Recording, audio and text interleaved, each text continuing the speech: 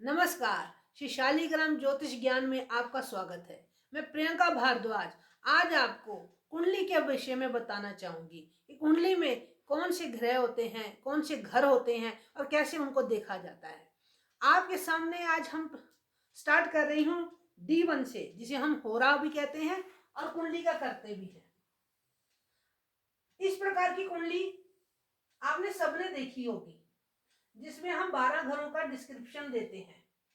12 घर, 12 राशियां और 9 ग्रह हम अभी यहां से आपको बताने की कोशिश कर रहे हैं कि किस प्रकार से ये आते। ये राशियां नहीं गिनिएगा, ये अभी आप घर देखिएगा।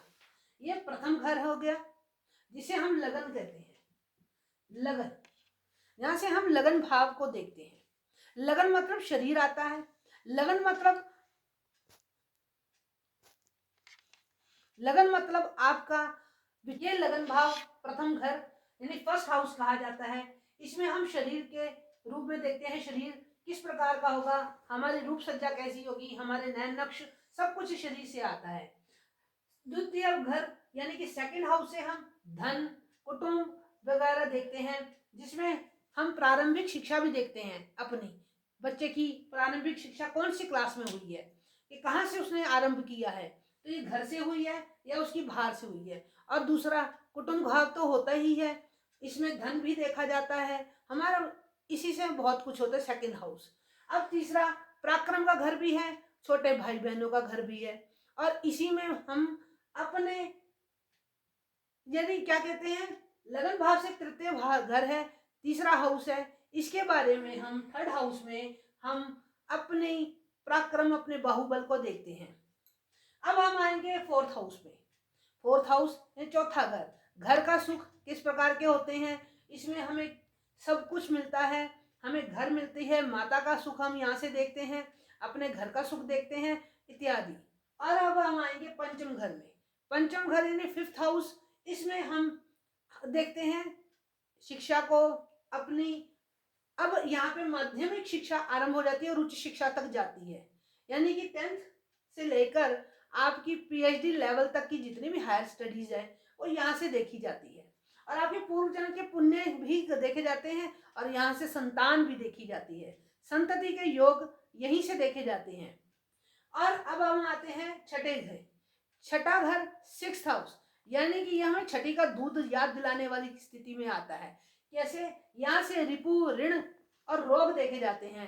रोग किस प्रकार से आते हैं, या हमें हमारे शरीर भाव में और इसका संबंध बन जाए तो क्या हम इन सब से लड़ सकते हैं, क्या हमें हमें ऋण लिया है या हमने किसी को कर्ज दिया है वो हमें मिलेगा या हम उतार सकेंगे, इत्यादि प्रश्न। और यहाँ से कोर्ट कचहरी के भी देखे जाते हैं। यहाँ से हमारे सेकंड जो हमारी वाइफ होगी, स्पाउस होगा, उसका भी देखा जाता है कि हमारा कैसे होगा। और यहाँ से हम अपने मामा वगैरह का भी देखते हैं। अब यहाँ से हम आते हैं सप्तम भाव। ये इंपॉर्टेंट है क्योंकि लगन से 7वां घर है, 7th हाउस। ये हमें देखते हैं, इसमें हमें हमारा स्पाउस कैसा होगा, यानी पार्टनर, या हमारे विवाह साझेदारी कैसी होगी, विवाह कैसे होगा, और हमारे विवाह से संबंधित जो जितने भी विचार होते हैं यहीं से देखते हैं।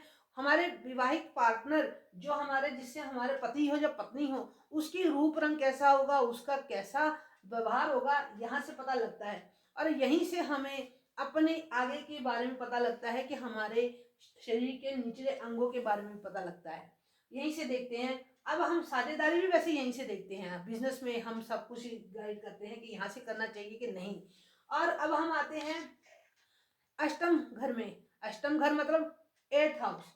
8th हाउस में हम क्या देखते हैं, अपनी आयु का निर्धारण देखा जाता है। लड़की कुंडली में उसके सौभाग्य को देखा जाता है, उसके पति का सुख उसे है और उसे प्राप्त होने वाले धन कैसा आएगा। यहाँ से हमारा आध्यात्मिक कोण भी आता है, जो हमें बताता है कि हम किस प्रकार की लाइन बन के स्पिरिचुअल, यानी हम बैठ रहे हैं, हमारा ध्यान लग रहा है, या हमारी किस प्रकार की रुचि है। यहाँ से बहुत कुछ देखा जाता है। और हमारे रिसर्च से जुड़ना, कई वैज्ञानिकों को भी हम यहाँ से टच करते हैं कि ये रिसर्च से जुड़े हुए हैं, अपने बारे में खोज करने के भी विचार हमें यहीं से आते हैं। अब यहाँ से हम 9th घर में जाएंगे, 9वें घर, इसको कहते हैं 9th हाउस। ये भाग्य का घर है। यहाँ से हमारा लक फैक्टर आता है, हमें कितना लक मिल रहा है, हमें नहीं मिल रहा है, हमारा भाग्य चलेगा, क्योंकि ये पुण्य का घर है। यहाँ पे हमारा संचित, तो ये तो पूर्व जन्म का है, ये इस जन्म का है कि हम धार्मिक होंगे कि नहीं, हमें ईश्वर में श्रद्धा होगी कि नहीं, हमारा काम बनेगा कि नहीं, कि लक फैक्टर हमारा बहुत इंपॉर्टेंट होता है। और यहाँ से पिता की आयु का भी निर्धारण करते हैं, और यहाँ से पिता को भी देखते हैं, और पिता का कारक यहाँ से भी है, पर यहाँ से भी कभी कभी देखा जाता है। अब आते हैं 10th हाउस पे। 10th हाउस हमारा रोजगार के, हम किस प्रकार का काम करते हैं, नौकरी है, व्यवसाय है, हमारा मान सम्मान कैसा होगा, हमारी रहन उसमें किस प्रकार की उन्नति होगी, ये जीवन में बहुत कुछ इंपॉर्टेंट करता है 10th हाउस, कर्म भाव कहते हैं इसको। और ये 10वां घर है, इसमें जो हम काम करेंगे उसका कर्म प्रधान ये योग होता है, यहाँ इसे देखते हैं।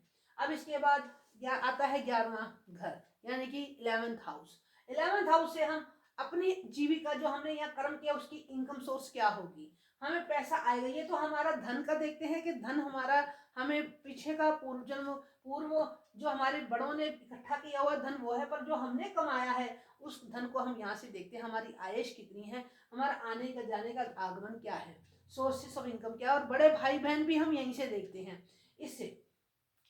अब हम यहाँ से चलते हैं, अब आएगा 12वां घर। 12वां घर मतलब 12th हाउस। 12th हाउस हमें दिखलाता है कि हम अपनी कमाई से जो मोक्ष की तरफ जा रहे हैं उसका क्या है, हमारी पूर्ण वृत्ति होगी कि नहीं, हमारे यहाँ से विदेशों का संबंध होता है, यहाँ से हमारे बेडरूम रिलेशंस भी पता लगते हैं, यानी कि शयन सुख हमें है कि नहीं है, हमारे रिलेशन अच्छे बनेंगे कि नहीं, हमारे बाहर से कितने रिलेशन बने हुए हैं, फॉरेन कंट्री से आपका जो संबंध है वो देखा जाता है। आपका यहाँ से लगन भाव का, अष्टम भाव का अगर इससे संबंध बनता है तो आप डॉक्टर भी बन सकते हैं। अगर आपका यहाँ से लगन भाव का और यहाँ से छठे घाव, यहाँ से इससे संबंध मतलब आप वकील, जज वगैरह भी बन सकते हैं। इस प्रकार की बहुत कुछ चीजें हम देख सकते हैं। आज मैंने आपको 12 घरों के बारे में बताने का प्रयास किया है। आपको मेरा ये प्रयास कैसे लगा मुझे बताइएगा, लाइक कीजिएगा, शेयर कीजिएगा और सब्सक्राइब भी कीजिएगा।